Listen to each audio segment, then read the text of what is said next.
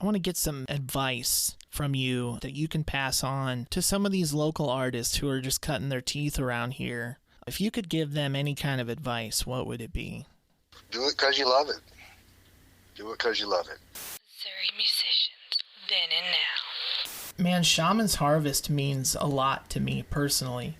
Throughout my early 20s, you guys were a big part of my life, and I've seen you at least 5 times.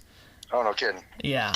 The last time I saw Shaman's Harvest was at the fair in Jefferson City a couple years ago. Yeah. When they declared it Shaman's Harvest Day.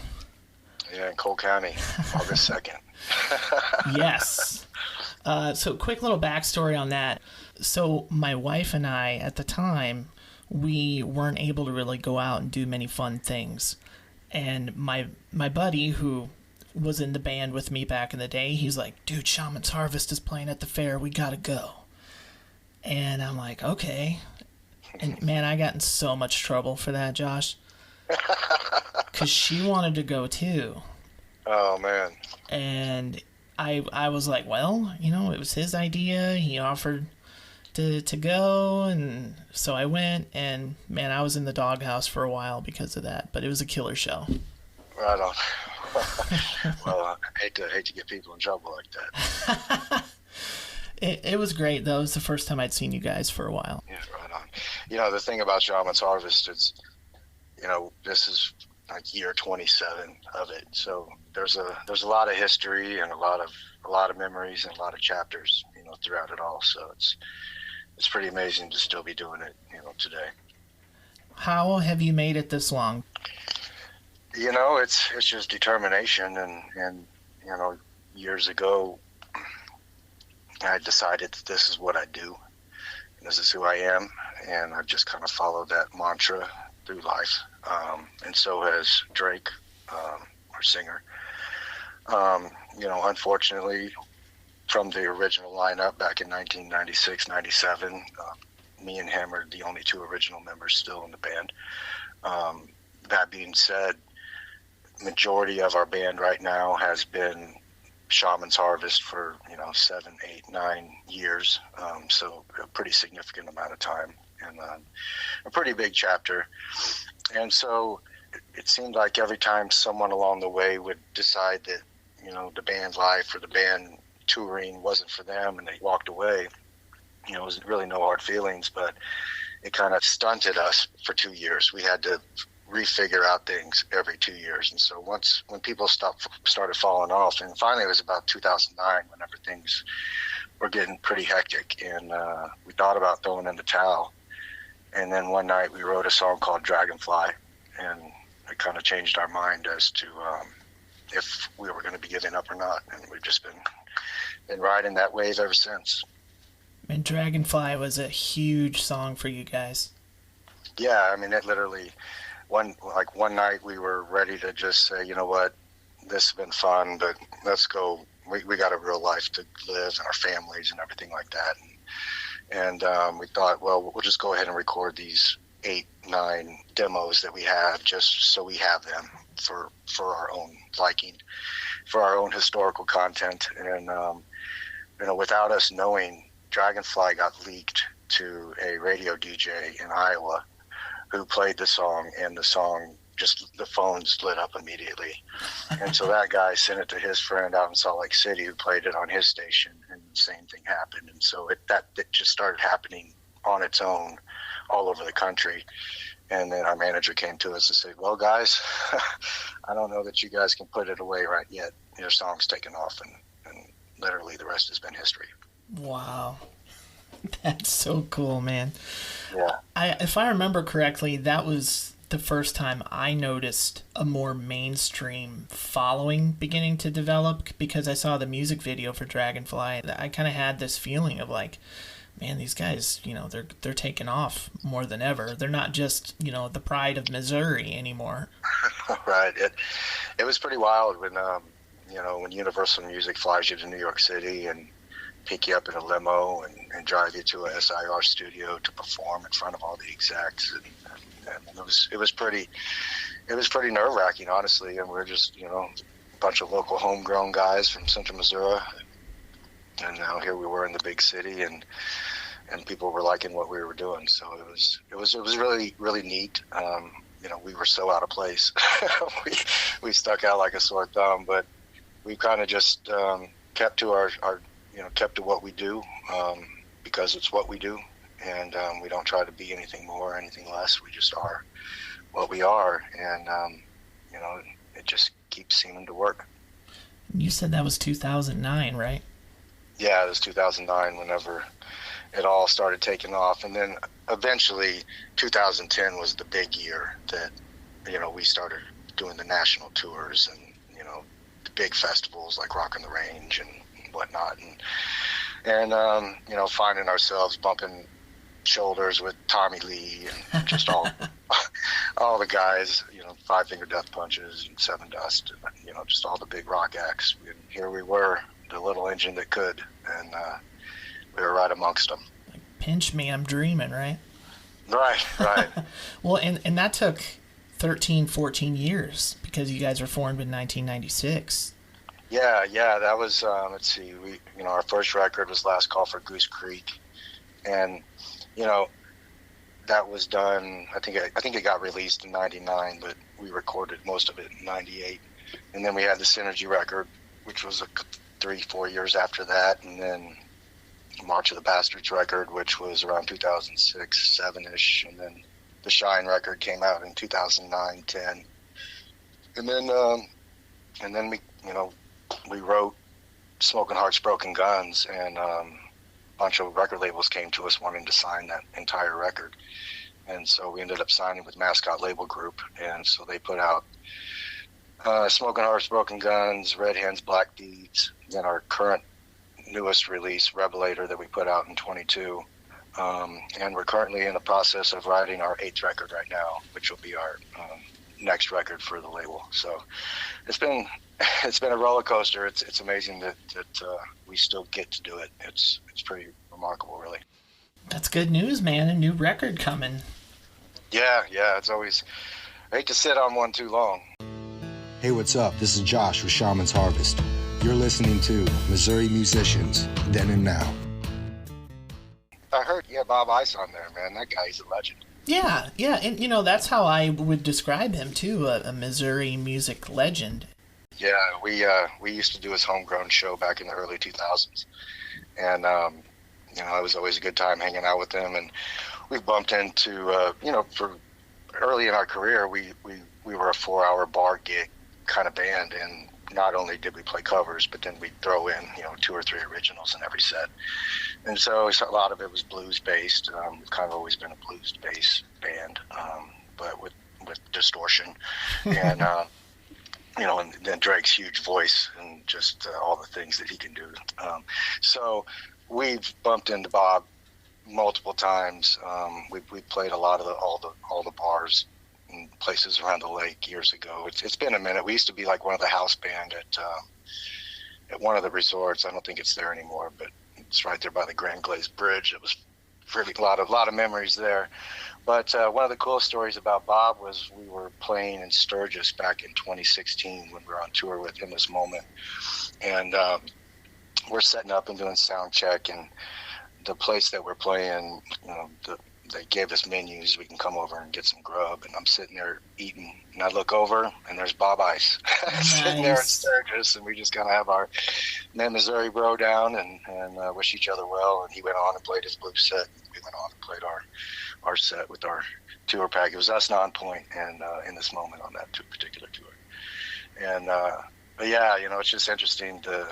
The music industry really isn't that big. It's a pretty small knit network, and if you meet a guy like Bob Ice, he has met a lot of the same people that we've met along the way, and it's kind of cool. It's kind of a good camaraderie, I guess you would say.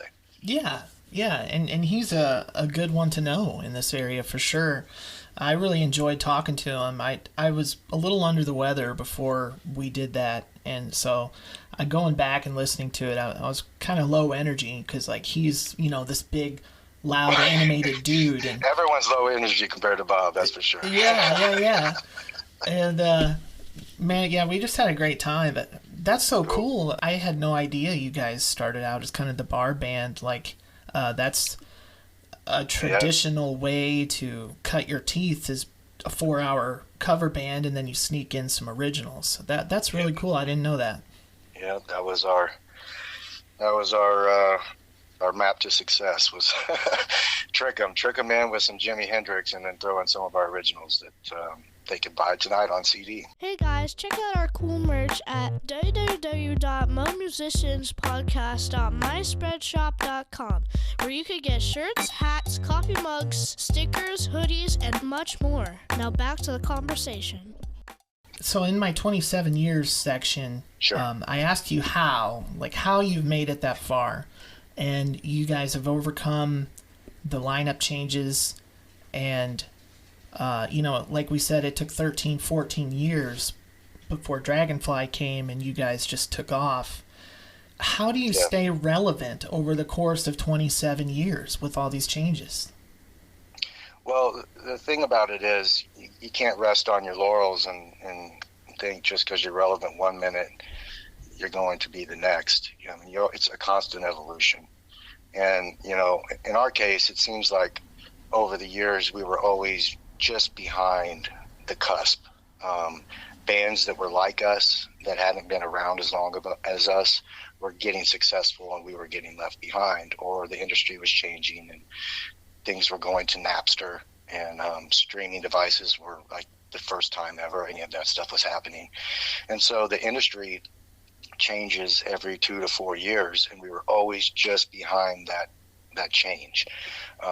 So it forced us to have to constantly refining ourselves, and not just because we thought we were big stuff back in 1999, and then we had to be better in 2004, and then we had to be better than that in 2006, and so on and so forth. And it's not only just in our music, but the songwriting and the look, the full package, the presence on stage and the attitude. So it's the rock and roll industry is it's a very tough industry.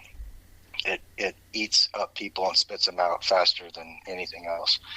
And in our case, me and Drake, we've been doing it 27 years. Derek and Adam have been with us since 2014, and our new bassist, Cord Bishop, he has been with the band now 2 years. So you're constantly trying to hone your craft, and at the end of the day, every time you get out and do it, you have to remember that you love to do it. And that's why we do it, because it's who we are and it's what we love to do. And no one can take that from me. And so as long as I love to do it, I'm going to do it. Right on, man. I guess I could have made a shorter story out of it by just getting to the chase, because I love to do it, and that's why I do it. And as long as I love to do it, I'm going to do it, because that's what I do. Well, and sometimes, people change over the course of that length of time, and something that you love doing could turn sour, Yeah, no, that happens. I mean, I think that's why every record that we've made is a little different. It has a little different way that we've recorded it, or a little different style genre-wise. We really don't like to be pigeonholed a particular genre. We're kind of about a genre-free music existence where it's like either good music or not. But of course, all of that is up to the listener, because that's the most important thing. That's a great way to look at it, because as a longtime fan, I could tell through each album that you guys change and evolve, and yet at the same time, at your core, you're still Shaman's Harvest, and you're still you still have what makes you Shaman's Harvest, and that's present throughout each album, but just the sound evolves and stuff. Yeah, you're right. One of the coolest things for me in particular, being in it for 27 years and recording on all 7 records up to date, and even the next 8th record that we're doing now, is all the just incredible local musicians I've got to work with and learn from over the years, starting out in the early days with the original lineup with Jay Pelzer on lead guitar and Ryan Turnbull on the drums and Fisher on bass and Drake on vocals. I mean, that's where it all started. And so, all of that time is really special to me. But then, the next record was Synergy, and Pelzer actually quit before we wrote that record, and so we wrote it without him.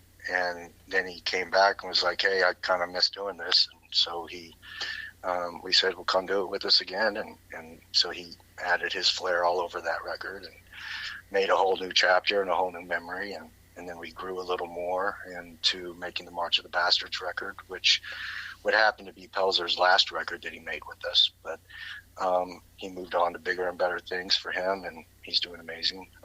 And the rest of us decided, well, we weren't giving up. We still had things to do. And we had Adam Hunt join the band for the Synergy record and for the March of the Bastards record and for the Shine record on lead guitar. And then after that, Adam went off to raise his kids, and so Ryan Tomlinson stepped in. Craig Wingate was on drums for Synergy, Shine, and March of the Bastards records as well. And and they both stepped away. Ryan Tomlinson came in, and Lance Bennett from Kansas City stepped in on drums for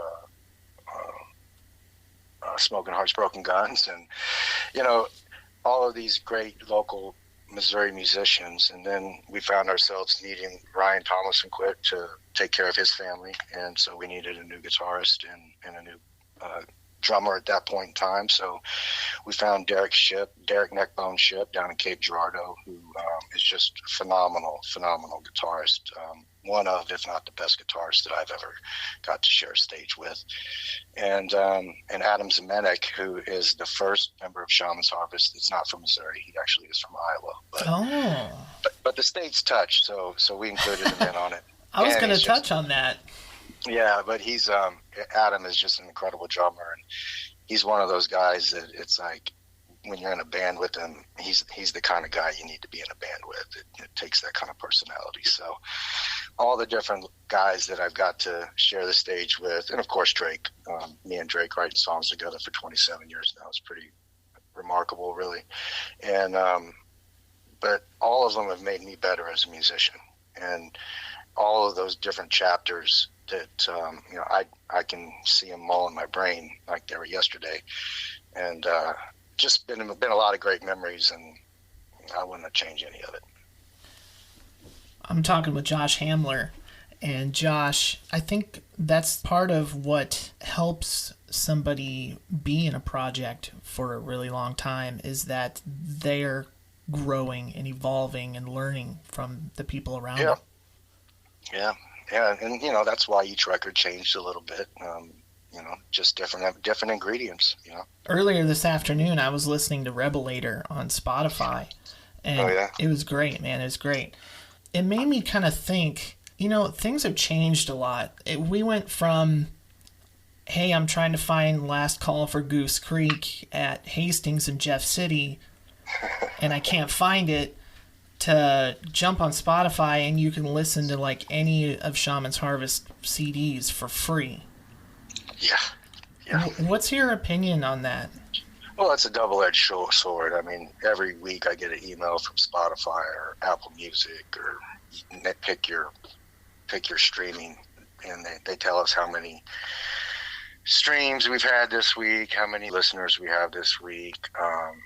The other day I got a notification that our song Blood in the Water had its 100,000th stream in Uzbekistan. Oh, wow. Which I was like, totally rando. But, it's great on that end of it. It's great exposure. It's easy for people to find and listen and partake, if you will. Man, it really screws the artist. It really screws the artist. And, the people that own these streaming companies are making billions of dollars, while 99.9% of the artists that they're making this money off of are making hundreds of pennies per stream. It's like, you mean to tell me one stream earned me 1/100th of a penny? I mean, that is like insane. And we have over 100 million total. We have well over 100 million total streams on Spotify, and if we just had like $1 per stream, that'd be great. So that's a real number you gave me just then? Like it's an exaggerated number. It's an exaggerated number, but it's not far off. Wow. It's a educated guess, I'd say. There's a meme that's going around that kind of talks about all the different parts per penny that each streaming company pays out, and it's Napster is really the best paid in streaming really option out there. It's just nobody uses it. That's ironic. Yeah, go figure. I'm sure you guys would contemplate exchanging some of that exposure to CD sales. Yeah, it'd be great. When you're a musician, you're always looking for angles to make a buck or get further down the road, or try to promote yourself. One thing that we got lucky in and around 2009, 2010 was Jim Johnson at the WWE liked our sound, and so he would send us songs for us to record and kind of put our attitude on. And so he sent us a song called Broken Dreams, and it was kind of just like him humming this melody and playing this Casio keyboard. I mean, it was awful, really. And sorry, Jeb. But we ended up re-recording this song, and we sent it back to him, and he decided to make it the entrance for Drew McIntyre. And little did we know, it eventually became the #1 most bought and streamed song in WWE music history. And so once you get that WWE exposure, once you start having a song and they're saying your name on Monday Night Raw, that's like an instant 33 million fan base boost. Wow. It's like overnight, all over the world, the name Shaman's Harvest started, being talked about. So exposure, you got to get your exposure. You need your exposure. Did that WWE deal financially set us off? No. Did it give us exposure? Yes. Does Spotify do the same? Pretty much. It's pretty awesome at the end of the year when you get your Spotify wrap. Yeah. And you see that 180 countries around the world have streamed your music. This many million minutes of people have streamed Shaman's Harvest this past year. All of that is great. And really, that's why we do it. We've never done this for the money, but every once in a while, it'd be nice to get paid. Right. Yeah. We got families and kids in college and all that stuff too. So, but most people don't play music for 27 years and get to this point of life where we're at now. It's kind of wild. Yeah, there's a lot of little guys and gals out there who are just, they're just trying to get their art out there, and it seems like the only way they can get some revenue is by just pushing their merch. Yeah, and now Spotify has this new thing where you can attach your merch to your Spotify account, but you have to use Shopify. Well, what if I don't want to use Shopify? Right. But then it's limiting, the exposure. Whenever, we have all of our social medias and everything, Instagram and TikTok and Twitter and, Facebook, whatnot. But none of that gets as much exposure as Spotify or Apple Music, that we're getting, 500,000 listeners a month. And if there was a better way for us to stream our merchandise, maybe that'd be a good angle. I don't know. I'll have to look into it. Well, I hope things change for the better that would benefit the artist, because I think it's been a well-discussed topic of streaming versus traditional releases. Yeah. It's not going anywhere. We just got to figure out how to maneuver it. And it's one of those things, like I said, every 2-3 years, something new changes. So as soon as you start thinking that you know what's going on, all of a sudden they change it on you again, and you have to reinvent. And you get to be my age, you get a little more stubborn, and you're like, dang, I'm tired of learning things. I just want to play my guitar. Right. I got to figure out this streaming stuff. I just want to hit this power chord really loud. I feel that way too, man. I'm like, now I have to learn an all new editing program. Like, this sucks. Like, I just want to talk to people. There you go. You know my pain, man. Hey everybody, it's Jordan.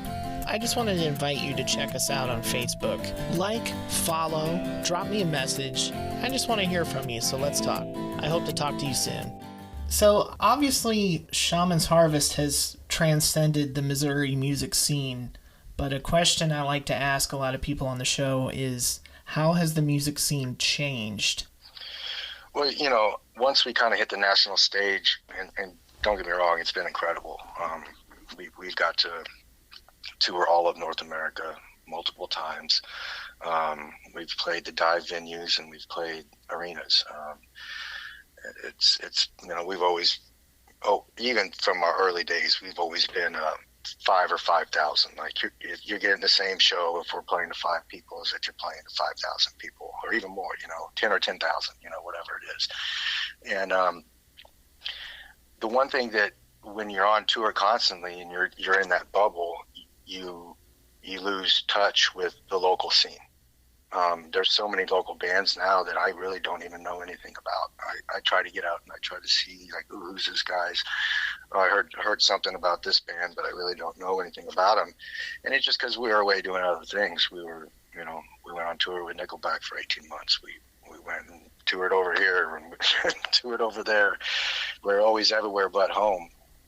And so there used to be, I felt that at least here locally, there was more of a blues band influence. Like a lot of the bands that were playing the local pubs and the things like that were more blues rock inflected. And anymore, I don't know if it's more, is it coming down to more DJs and playlists and things like that, to where you're not needing a full band?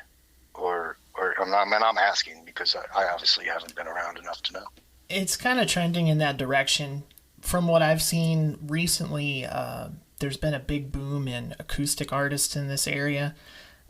Probably a money-saving thing, I would imagine. But there are lots of DJs, and there are artists who also DJ. I like to talk with people about 100.1 The Buzz, and it seems like there was a thriving music scene in Missouri until The Buzz went away. Yeah.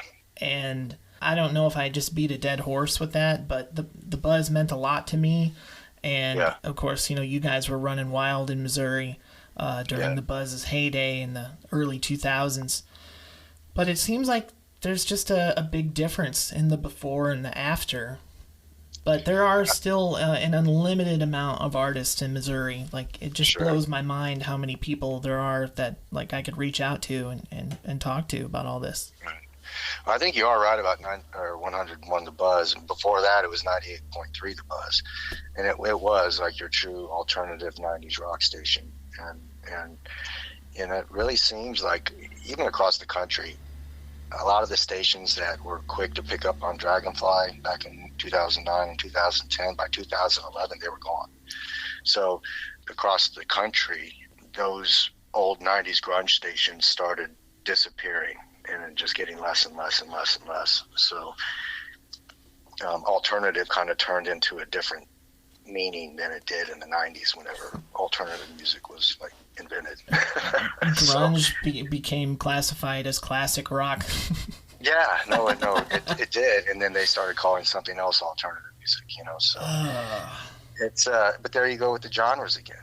Too many people are sneaking into our club playing this kind of music. Let's get rid of all these radio stations. What a sad situation, man. You guys have really thrived in not pigeonholing yourself, like you said. And I hear lots of blues and southern and rock and metal. Like, you guys you can do it all, and you almost have to nowadays. Yeah, we like to have that sonic jambalaya of sounds, I guess is how I describe it. And, we try to let every song that we write be its own entity. We don't try to make every song fit into a mold or a particular ideal set or anything. We want every song to be creative and independent of each other, but still have some cohesiveness that is what Shaman's Harvest is. And, songs like Tusk and Bone off of Red Hands, Black Deeds, that acoustic ballad that's, probably one of my favorite songs. But then songs like March of the Bastards, that's, heavy and guttural at times, I'm into both. I couldn't pick one over the other. I've screamed along with Drake when I was in the audience during March of the Bastards. Yeah. It's good stuff. Hey, so with the WWE, you said Jim Johnson reached out to you guys, and Jim Johnson is like a legendary music dude for WWE. And so I just wonder, like, how did your relationship with WWE come about? Did he just randomly get in touch with one of you guys, or did he go through some channels to get to you? He had one of his peoples get with one of our peoples and asked us if we'd be interested in doing this. And, you know, we weren't really too big on the idea at first, but all of our peoples were like, you guys are stupid if you don't do this. And so we actually made like a joke recording of the song and sent back to him, just like, if this guy thinks this is good, then we're definitely not doing anything with the WWE. And we sent it back to him, and he got right back to us and told us how awful it was. And wow. Said, okay, now let's give him the real deal. And then we gave him the real deal, and totally sealed the deal with that one. And so then that relationship started. He ended up sending us 4 other songs. And then they took our song Dragonfly and put it in the John Cena movie Legendary. And so that Dragonfly was in that movie twice. There's a song called End of Days that we did for the tag team group, The Core. Wade Barrett was the ringleader of it. And so we did that song. And then Drake actually just at a solo thing, he did the WrestleMania, Bray Wyatt, Undertaker WrestleMania song, and then there was Darkness. And so, you know, we've worked with Jim quite a bit over the years. We haven't worked with him in quite a few years as well. So I'm not sure if and what that relationship is at this point. But I did see the other day, Drew McIntyre was talking on his Twitter. He was doing a Q&A. And he has every intention of bringing back Shaman's Harvest Broken Dreams in 2024. So wow.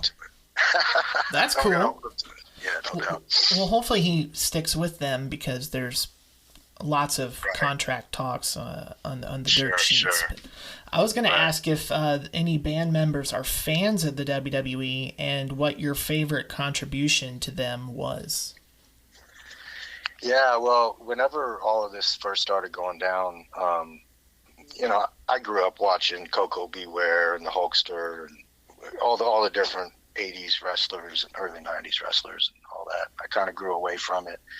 Whenever this opportunity happened, you know, none of us were really too excited about it. But when I was sitting there that night watching Monday Night Raw, when they announced Shaman's Harvest new theme song for Drew McIntyre on, you know, in front of 33 million people, and I'm sitting there with my kids, and my kids, like, jaws dropped.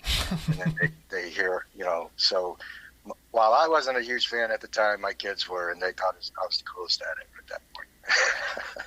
That's a good feeling. I'm just going to say 4 words, and then you can tell me what comes to mind. Stones in my pocket. Yeah. Well, there was this night back in 1997.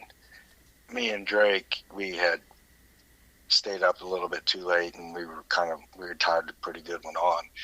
And there was this riff that went do do do do do do do do do do, and we didn't have a song or anything, but we just couldn't stop playing this riff, and it was like, it's what it all went back to. It's what it all went back to.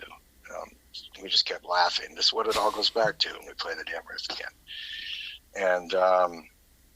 And then like a week later, I was messing around with it, wrote the next song, Stones in My Pocket, and played it for the guys at practice. And, you know, it was funny and cheeky and kind of, you know, more about a shock factor, I guess, than, you know, being a serious musician or anything. And then we thought, well, why not put it as the hidden track on our very first record? Yes. Last Call for Goose Creek. And you got to wait for it. It doesn't just come at a normal timing. You got to wait 4 minutes and 20 seconds for it to come on. And so yeah, it was our ode to cannabis. And I, you know, all I ever wanted to do in life was enjoy my cannabis and play some guitar.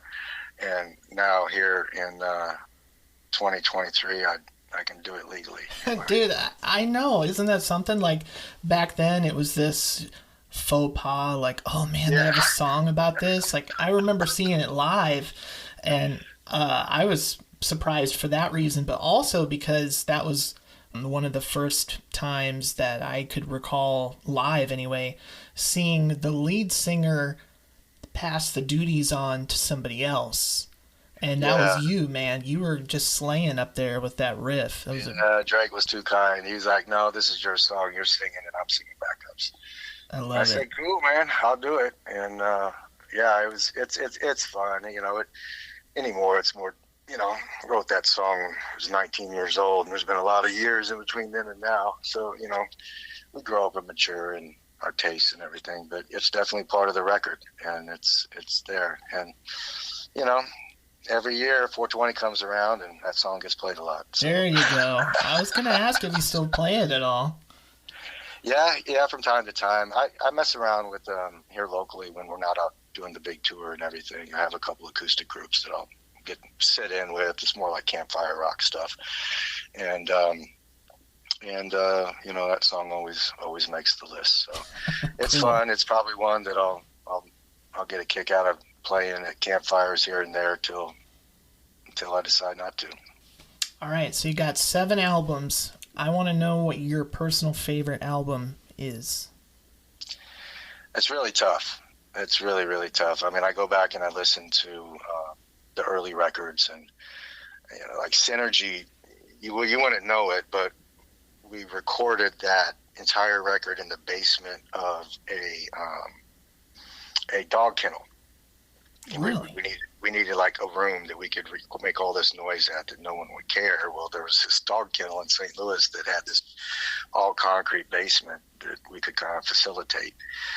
And so, memories like that, like how we pulled that record off, or March of the Bastards, we also recorded most of that in St. Louis, but it was in a mansion downtown. Like, it was crazy. One night after we got done mixing March of the Bastards, we walked outside to have a smoke, and there was 1,000 crows in the trees in the backyard, which was just like, ominous. And so there's all these different memories that make each record its own chapter of things. It really is hard to pick a personal favorite. I really think Rebelator, our newest record, is really one of the best records we've ever written. I think it sonically is probably the most full, and also on the new record, there's a song I wrote called Mama that, again, Nate passed the mic to me, and I sing on that record. So, from the first record to now the 7th record, it's the second time I've been featured vocally, which is fun and it's a little nerve-wracking, but it's still cool. You're always ready to step up to the plate, man. Yeah, but Smoking Hearts, Broken Guns, it's hard not to like that record because, man, there's a lot of great songs on it, and I really love our acoustic rendition of Dragonfly. I think it's probably one of the most epic pieces of music that we've created. But then even our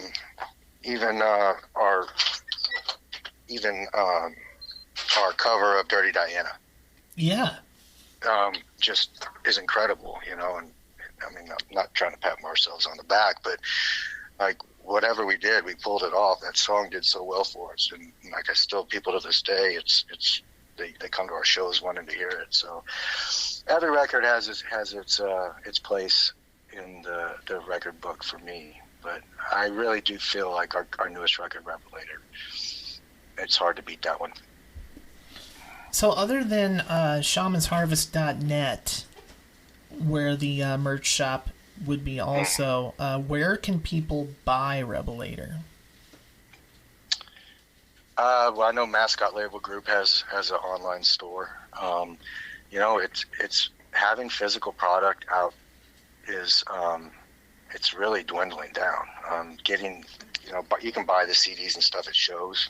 If we're out touring or on tour, you can get them at shows. I also see people selling Last Call for Goose Creek records on eBay for $900 because there's only 1,000 of them, and which I still think is crazy. If anybody pays that much, I'm sorry for you. But you know, it's you used to be able to go to like Best Buy and get our music, or you used to be able to go to Walmart and get our music, and you used to be able to go all these places. Well, our record label doesn't use them for distribution anymore, and so we're really, you know, it's either at a show, at our website, or at the Mascot Label Group website, and you can get the CDs or LPs or whatever. I think also CD Baby, I guess, carries a lot of the tribal music albums, so you can still get a hard physical copy from CD Baby. Well, that's a relief, man. You know, that's probably a question that I should be able to tell everybody about instead of putting you on the spot. But you're right. It's hard to find the physical product anymore, and people like me, I like to pop a CD in my CD player in the car, you know? Right, yeah.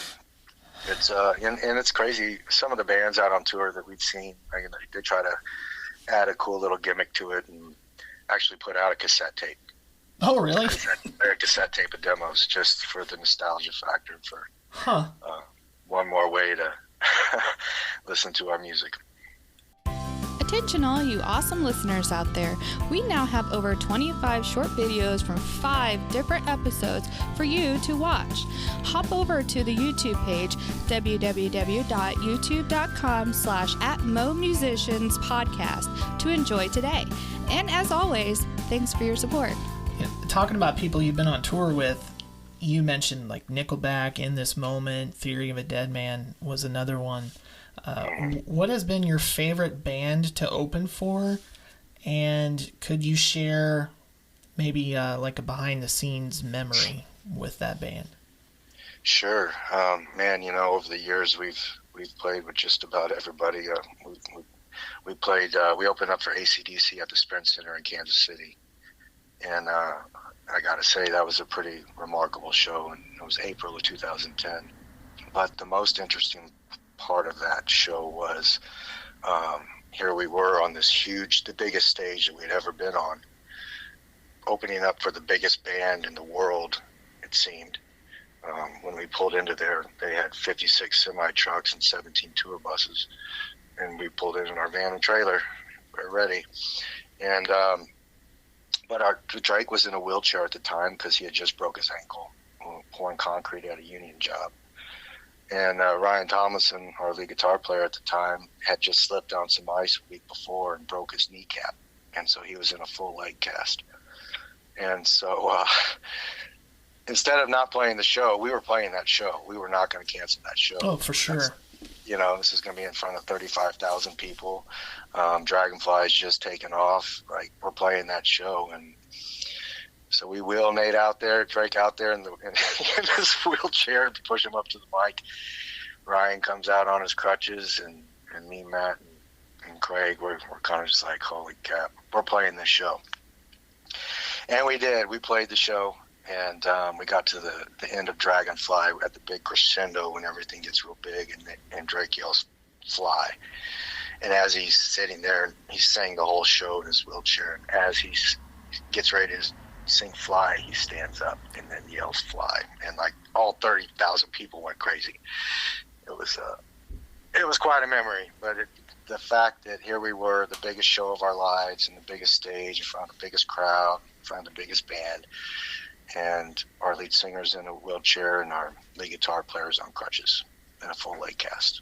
So that takes balls. You know, a lot of people, they'd probably be really nervous. Well, I mean, I'm sure you guys were nervous, but they would be intimidated and they'd lose confidence. Like, here we are, you know, limping into this show. Yeah. And and nobody knew. I mean, we didn't tell anybody. So nobody from the people that hired us, nobody knew that this was going to be the case. So we kind of just sprung it all. Time to play the show. Okay, roll them out. Let's go.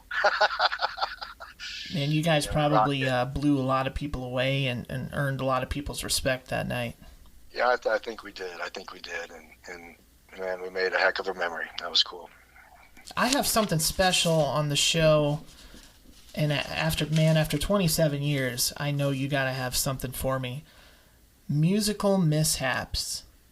When did things go wrong for you while playing music? Well, it can happen, and the bigger you get into the industry, the more technology you're using for shows or in-ear monitors or, just the amount of things that can go wrong, or you can't even see them all coming. Like, you can't think about them all. Like, every time something goes wrong, you thought of everything, and I didn't think of that, so it goes wrong. Well, one thing that did happen to us, we were playing a festival in New Jersey, and the weather was looking bad. It wasn't looking like it was going to be a great day for a festival, but there was tens of thousands of people out in the lawn that they were there to rock out, so we were going to put on the show. We stepped up on the stage and we start playing our set, start our intro, get halfway through the first song, and all the power on the stage dies. We're just kind of like deer in headlights, like, what the heck is going on? And then all the power comes back on, and so we just keep playing the song the same, right? And then about 30 seconds after that, the power went off again. So we just went and grabbed our acoustics and walked to the front of the stage and started singing Dragonfly acoustic a cappella with the crowd, which was awesome. It kind of starts raining a little bit on us. It's like Purple Rain moment, right? Come to find out, the festival forgot to put the fuel in the generator that ran the stage. Oh. There was not much we could do about that one, so we made the most of it with our acoustic rendition of Dragonfly. And honestly, in 2022, when we were on tour, we had a show up in New Jersey, and some people from that show came to see us last year, and they were really glad that the power didn't turn off that night. Once again, making the best out of a bad situation and creating memories for the fans at the same time. Yeah, I think that if there's any recipe to it all, that's what it is. That's what it is. Being in the position that you're in, I want to get some advice from you, some knowledge that you can pass on to some of these local artists who are just cutting their teeth around here. If you could give them any kind of advice, what would it be? Do it because you love it. Do it because you love it. If you're doing it for any other reason, it's the wrong reason to do it. And that's, me and Drake and all of us in the band, all of us throughout the different chapters of the band, we never did it for money. Sure, we love to pay our bills and everything, but we never did it for money. We did it because we love it. It's what we do. And I think if you do it for those reasons, success will find you.